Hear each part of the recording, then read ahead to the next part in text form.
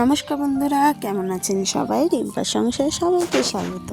সকাল সকাল বিছানা গুছোচ্ছি, আর আমি ভেবেছিলাম আজ জামাই ষষ্ঠী, সেই কারণে একটু স্পেশালভাবে বরকে ট্রিট করব। কিন্তু আমার বর সেই স্পেশাল ট্রিট নিতে রাজি নয়, ঠিক আছে। আর এই বিছানা গুছাতে গুছাতে আমার মানুষ শুধু শুয়ে পড়ে। কার কার এমন বাচ্চা আছে যারা বিছানা গুছানোর সময় শুয়ে পড়ে? আমার মানু তো করে, তাই আজ ধরে রেখেছিলাম। আর শরীরটা খারাপের জন্য আমি কাল রাতে তোমার আসতে পারিনি রান্নাঘরে। আর রান্নাঘরের হালটা ঠিক এই অবস্থা থাকে, আমার তো এই অবস্থা থাকে। মাঝে মাঝে পরিষ্কার থাকে, আর মাঝে মাঝে এই যে কাজ সেরে যখন আবার রান্না করতে হয় তখন এই অবস্থাটাই হয়। তো আমি ওই জন্য আর কিছু বললাম না, রান্না করে খেয়েছে যেহেতু। তো সকাল সকাল আমি কোড়া মাছতে বসে গিয়েছিলাম, ভেবেছিলাম একটু সকালে জলখাবার করে দেব, কিন্তু আমার বর তো রাজি নয়। সেই কারণে আমি বললাম চলো, আমারই ভালো হলো। সকাল থেকে মনটা খারাপ, কারণ এক বারের জন্য আমরা এখন ষষ্ঠী করতে যাইনি। এইবারেও কিছু কাজের জন্যে ষষ্ঠী করতে যাওয়া হলো না। আমার রান্নাঘর কমপ্লিট রেডি, আর পরিষ্কার করা। কার কার বাড়িতে এমন দাদাভাইয়ারা আছে যারা রান্না করে এই অবস্থাটা করে রাখে, একটু কমেন্টে জানিও। সকাল সকাল কাজের উদ্দেশ্যে রওনা হয়ে গেছে, কারণ কাজটা দিতে হবে খুব তাড়াতাড়ি।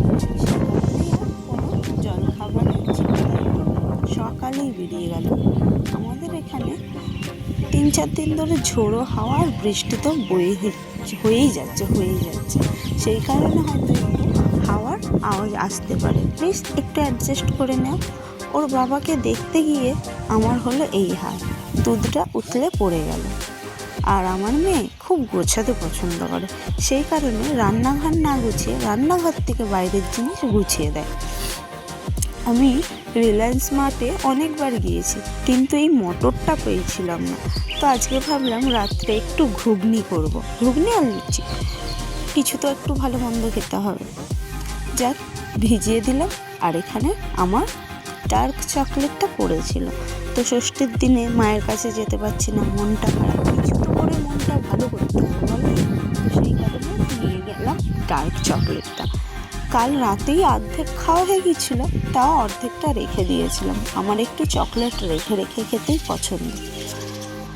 মন খারাপের জন্য আমি একটু শুয়েছিলাম। দেখো আমার মেয়ের অবস্থা কী করলো, এসে ও আগে আমার পেটের ওপর বসে পড়লো। আমার মেয়ে তো আমি জেগে থাকলে আর ও জেগে থাকলে আমাকে একটুও শুতে দেয় না, তাই আমি বেশিরভাগ বসেই দিনটা কাটাই।